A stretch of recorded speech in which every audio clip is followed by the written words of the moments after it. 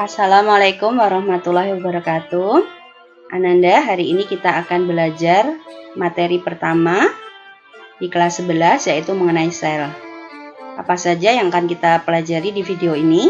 Yang pertama, kita akan belajar mengenai sel prokariotik, kemudian yang kedua, sel eukariotik, sel hewan, sel tumbuhan, kemudian salah satu organel yang ada di sel hewan dan sel tumbuhan yaitu membran plasma. Anda, selanjutnya kita akan cermati mengenai macam-macam sel, yaitu sel prokariotik dan sel eukariotik. Tapi sebelumnya kita ingat dulu mengenai pengertian dari sel. Sel itu apa? Sel itu adalah ruang kecil yang dibatasi oleh membran. Jadi ruang kecil yang dibatasi oleh membran yang di dalamnya berisi cairan kimia padat, di mana sel ini merupakan unit terkecil makhluk hidup baik secara struktural maupun fungsional. Nah, untuk jenisnya ada dua, yaitu sel prokariotik dan sel eukariotik. Kita bisa membedakan sel prokariotik dan sel eukariotik, itu salah satunya yaitu dari keberadaan membran inti. Pada prokariotik itu tidak mempunyai membran inti, sehingga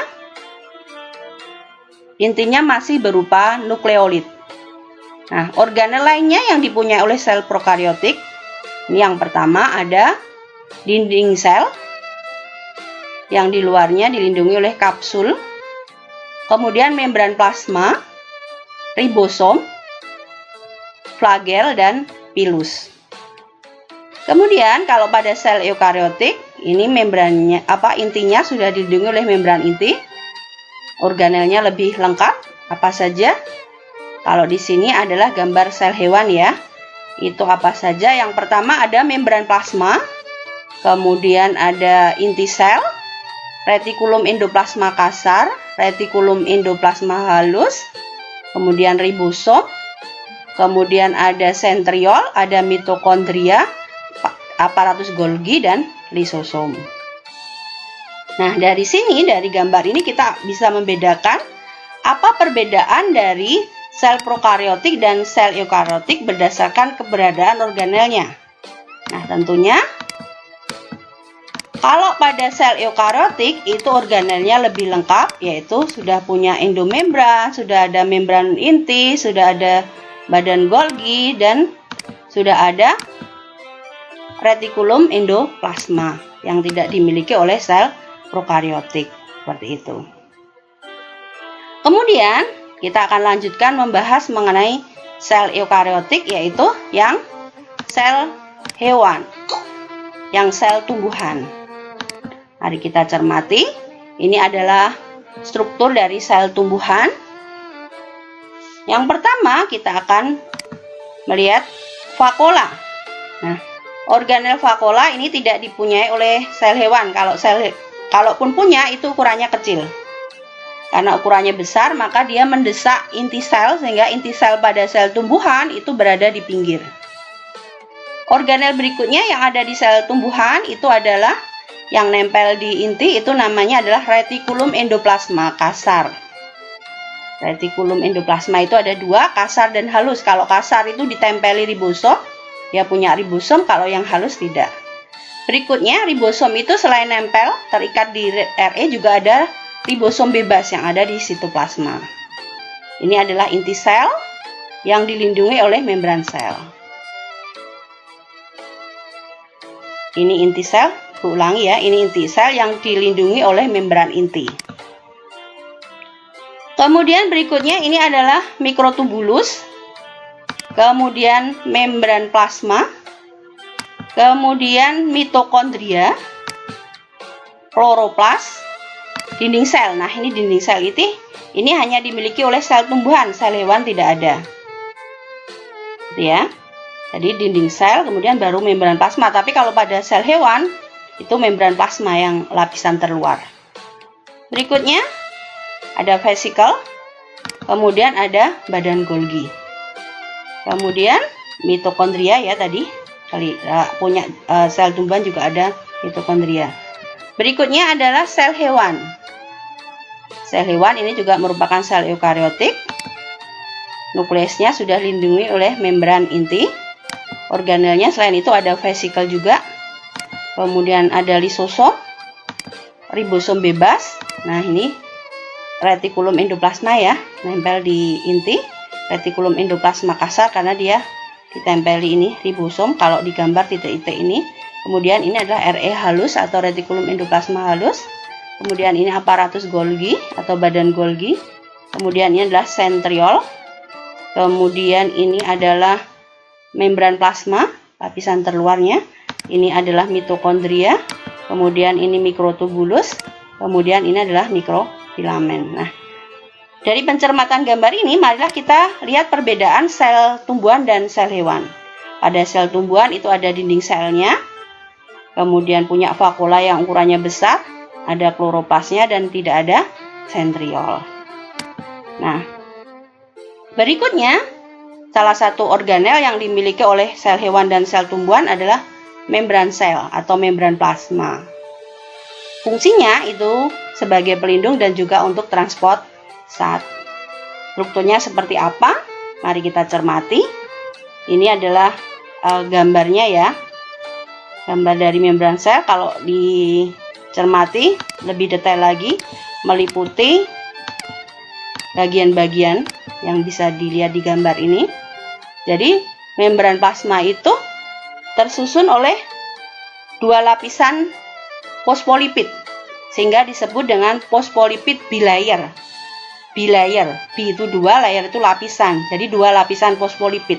Fosfolipid itu dari kata fosfat dan lipid. Nah, fosfatnya ini, lipidnya yang ekornya ini, fosfat ini bagian kepala, lipidnya ekor. Ini lapisan pertama, ini lapisan kedua, sehingga disebut fosfolipid bilayer atau dua lapis fosfolipid. Selain lipid, ada senyawa protein. Nah, protein ini ada protein integral dan protein perifer. Kalau protein integral berarti ini yang menembus lapisan fosfolipid. Kalau perifer ini yang tidak menembus, jadi di pinggir sini. Kemudian ini juga protein integral tapi ditambahi glikoprotein integral. Kenapa? Karena protein integral yang ketempelan rantai karbohidrat atau glukosa, sehingga disebut glikoprotein integral.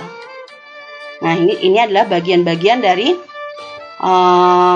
membran plasma atau membran sel.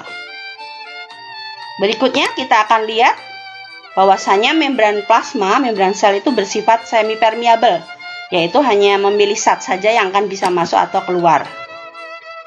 Untuk transport pada membran sel ini ada yang pasif dan ada yang aktif.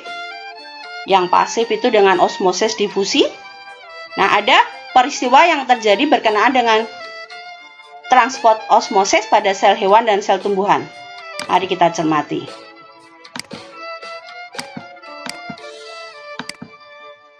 Sebelum kita diskusikan proses-proses akibat adanya osmosis, kita pahami dulu. Ada yang istilah namanya hipertonik, ada isotonik, ada hipotonik. Hipertonik itu ketika cairan yang di luar sel itu lebih pekat ketika dibandingkan dengan cairan yang di dalam sel. Kalau hipotonik kebalikannya, cairan yang di luar sel itu lebih encer ketika dibandingkan dengan yang di dalam sel. Isotonik itu konsentrasi cairan yang di luar dan yang di dalam sel itu sama. Nah, yang ini adalah gambar dari sel hewan, yaitu sel darah merah. Kemudian ini adalah sel tumbuhan. Sel hewan dan sel tumbuhan yang berada di larutan yang isotonik, kondisinya seperti ini. Kemudian apa yang terjadi ketika sel hewan, yaitu sel darah merah ini, berada pada larutan yang hipertonik? Akan terjadi peristiwa yang namanya krenasi. Yaitu apa? Karena cairan yang di dalam sel ini akan keluar. Akan keluar sehingga selnya mengkerut. Sel darah merah ini akan mengkerut. Kemudian ketika sel darah merah itu berada di larutan yang hipertonik, yang hipotonik maksudnya, ketika sel darah merah itu berada di larutan yang hipotonik, maka cairan yang di luar akan masuk. menyebabkan selnya pecah. Nah, kemudian apa yang akan terjadi ketika sel tumbuhan berada pada larutan yang hipertonik? Akan terjadi peristiwa namanya plasmolisis. Lisis itu lepas. Plasma berarti lepasnya plasma dari dinding sel. Lepasnya cairan dari dinding sel. Kemudian turgid. Turgid itu ketika sel berada pada larutan yang hipotonik, yaitu selnya membesar dan menegang, sehingga terjadi keadaan tegang antara dinding sel dengan isi sel. Nah, Ananda, itu yang sudah kita pelajari hari ini. Kita sudah belajar mengenai sel prokariotik, eukariotik, dan membran sel. Nanti di video berikutnya, di pertemuan berikutnya, kita akan belajar mengenai organel-organel yang lain dan fungsinya selain membran sel. Terima kasih.